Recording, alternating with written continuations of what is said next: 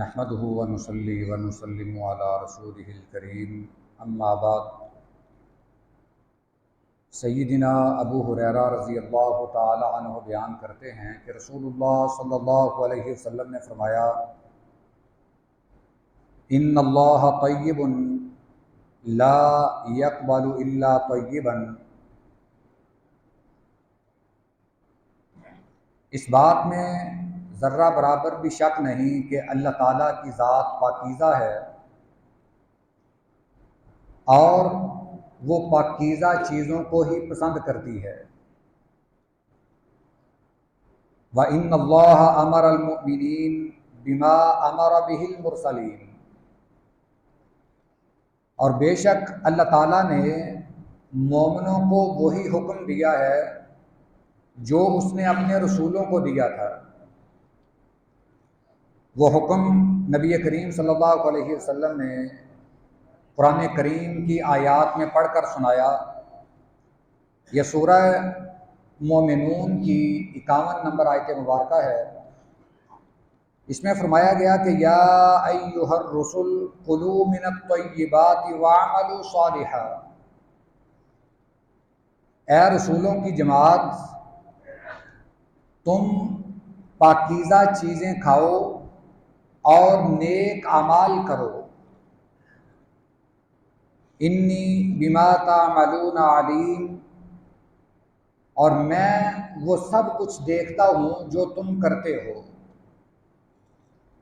پھر آپ نے سورہ بقرہ کی ایک آیت مبارکہ تلاوت فرمائی جس میں مومنوں کے لیے حکم تھا، یا ایھا الذین آمنوا کلوا من طیبات ما رزقناکم واشکروا للہ، اے مومنو، تم اس چیز میں سے کھاؤ جو ہم نے تمہیں پاکیزہ رزق عطا فرمایا ہے اور اللہ کا شکر ادا کرو۔ پھر آپ نے ایک آدمی کی مثال دی جو ایک طویل لمبا سفر کر کے آتا ہے۔ آپ نے اس کی حالت بیان کی کہ اس کے بال بھی پراگندہ ہیں، اس کی حالت بڑی سفر کی وجہ سے خراب ہے، اور وہ آسمان کی طرف ہاتھ اٹھا اٹھا کر دعا کرتا ہے، پکارتا ہے، یا ربی یا ربی۔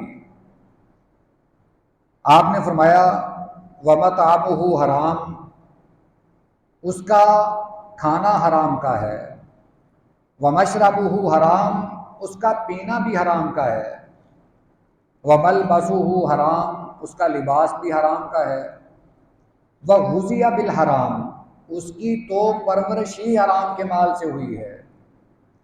فَأَنَّىٰ يُسْتَجَابُ لِذَٰلِكَ، پھر اللہ ایسے بندے کی دعا کیسے سنے گا؟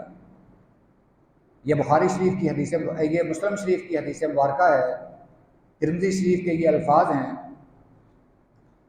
اس میں نبی کریم صلی اللہ علیہ وسلم نے قرآن پاک کی 2 آیات ہمیں پڑھ کر سنائیں اور پھر ایک مثال دے کر ہمیں سمجھایا۔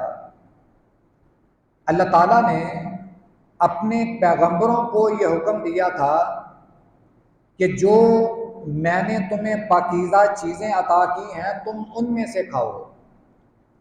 یہاں یہ بات ایک سمجھنے والی ہے کہ آسمان سے نازل ہونے والی ہر چیز یا زمین پر موجود ہر چیز اگرچہ اس کو پیدا کرنے والا اللہ ہے، مگر صرف اس کے استعمال کی اجازت ہے جس کی اللہ تعالیٰ نے اجازت دی ہے۔ ہم نہ تو دنیا کی ہر شے استعمال کر سکتے ہیں اور نہ کسی شے میں اپنی مرضی کر سکتے ہیں۔ ایک دفعہ یہ بڑا مشہور واقعہ ہے کہ نبی کریم صلی اللہ علیہ وسلم نے اپنے اوپر شہد کو حرام کر لیا۔ آپ نے ابھی یہ بات کی تو فوراً اللہ تعالیٰ نے حکم نازل کر دیا، لما تحرمو، اے نبی آپ کو یہ اختیار کیسے ہے؟ آپ کسی چیز کو حرام کیسے قرار دے سکتے ہیں؟ اندازہ کیجئے، ہم کسی چیز کو حلال یا حرام کہیں، ہماری کیا حیثیت ہے؟ جبکہ نبی کریم صلی اللہ علیہ وسلم کے بارے میں یہ حکم ہے کہ اے نبی آپ کسی چیز کو حرام کیسے قرار دے سکتے ہیں۔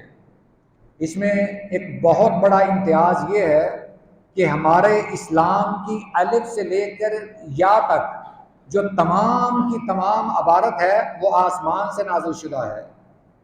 نبی کریم صلی اللہ علیہ وسلم نے جو دین ہم تک پہنچایا ہے یہ آسمانوں سے اترا ہے، حتیٰ کہ جو حدیث مبارکہ ہے نبی کریم صلی اللہ علیہ وسلم کے جو اپنے اعمال مبارکہ ہیں وہ بھی آسمان کی مرضی کے مطابق ہیں، وہ بھی اللہ تعالیٰ نے نازل فرمائے ہیں۔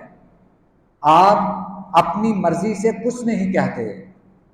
بیان کرنے کا مقصد یہ ہے کہ رسولوں کو اللہ نے یہ حکم دیا کہ جو ہم نے پاکیزہ چیزیں عطا کی ہیں آپ ان میں سے کھاؤ۔ اب یہ میں چھوٹی سی ایک مثال دے دوں کہ پیغمبروں کو یہ کہا گیا کہ جو پاکیزہ چیزیں ہم نے نازل کی ہیں ان میں سے کھاؤ۔ ہمارے لیے امت محمدیہ کے لیے جانور کی چربی حلال کی گئی ہے، ہم اسے استعمال کر سکتے ہیں، کھا بھی سکتے ہیں، مگر بنی اسرائیل پر یہ حرام تھی۔ بنی اسرائیل کو جانوروں کی چربی استعمال کرنے سے منع کیا گیا تھا۔ یہ اللہ کی مرضی ہے، کسی قوم کے لیے منع کر دے، کسی قوم کے لیے حلال کر دے، اس کی حکمت کیا ہے ہم نہیں جانتے، مگر اس سے یہ پتہ چلتا ہے کہ ہم اپنی ذات کے مالک نہیں ہیں، ہماری اس ذات پر اللہ کا اختیار ہے۔ جو وہ کہے گا ہم وہ کھائیں گے، جو وہ کہے گا ہم وہ کریں گے، ہم اپنی مرضی کے مالک نہیں ہیں۔ تو اللہ تعالیٰ نے اپنے پیغمبروں کو یہ حکم دیا کہ جو چیزیں ہم نے اتاری ہیں ان میں سے جو حلال ہیں، جو آپ کے لیے حلال کی ہیں وہ کھاؤ، اور ساتھ یہ بھی فرمایا کہ اے پیغمبروں جو تم اعمال کرتے ہو میں وہ تمام اعمال سے باخبر ہوں۔ یہ حکم ہمارے لیے بھی ہے۔ اور پھر آپ نے سورہ بقرہ کی ایک آیت مبارکہ پڑھی، اس میں مومنوں کے لیے یہ حکم تھا۔ مومنوں کو کہا گیا کہ اے ایمان والو جو پاکیزہ رزق ہم نے آپ کو عطا کیا ہے اس میں سے کھاؤ۔ پھر اللہ نے یہ حکم دیا کہ رزق کھانے کے بعد اس کا شکر بھی کرو، اللہ کا شکر بھی ادا کرو۔ یہ ایک بڑی پرمانہ بات ہے کہ جو اللہ نے ہمارے لیے چیزیں عطا کی ہیں ہم صرف وہی استعمال کریں جو اللہ نے حلال کی ہیں۔ یہ نہیں ہے کہ یہ بھی اللہ کی پیدا کردہ چیز ہے، یہ بھی حلال ہے، یہ بھی حلال ہے۔ اب ایک کھانا ایک جگہ پر وہ حرام ہے، ایک جگہ پر حلال ہے۔ ایک جانور اگر حلال ہے بکرا، ایک جگہ ایسی بھی آتی ہے کہ جہاں پر وہ بھی حرام ہو جاتا ہے۔ اب آپ کہیں گے یہ کیسے؟ جو چیز اللہ کے نام پر ہے وہ حلال ہے، جو چیز غیر اللہ کے نام پر ہے اگرچہ وہ حلال ہی کیوں نہ ہو مگر شریعت نے اسے حرام قرار دیا ہے۔ یہی بات سمجھنے والی ہے کہ ہمیں اللہ نے یہ حکم دیا ہے کہ پاکیزہ چیزیں کھاؤ، حلال روزی کھاؤ۔ ہم اپنی طرف سے کسی کو نہ حلال کہہ سکتے ہیں نہ حرام کہہ سکتے ہیں۔ ہم کسی بھی چیز کا حکم وہ شریعت کے مطابق لگائیں گے، اسی کے مطابق عمل کریں گے۔ اور یہ حدیث مبارکہ امام منذری نے تجارت کے باب میں نقل کی ہے، اور ظاہر بات ہے کہ آدمی جب کاروبار کرتا ہے تو اس کے لیے اپنا رزق بھی تلاش کرتا ہے، اپنی روزی بھی اسی سے حاصل کرتا ہے۔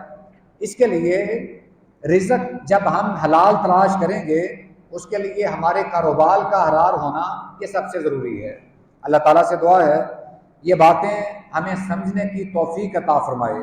اور آگے جو مثال ہے کہ ایک آدمی کا اگر سب کچھ حرام ہے تو اللہ اس کی دعا کیسے سنے گا، یہ ہمارے لیے سوچنے کی بات ہے کہ اگر ہم یہ چاہتے ہیں کہ اللہ ہماری فریاد سنے تو ہماری روزی حلال ہونی چاہیے۔ اللہ ہمیں رزق حلال نصیب فرمائے۔ وآخر دعوانا الحمدللہ رب العالمین۔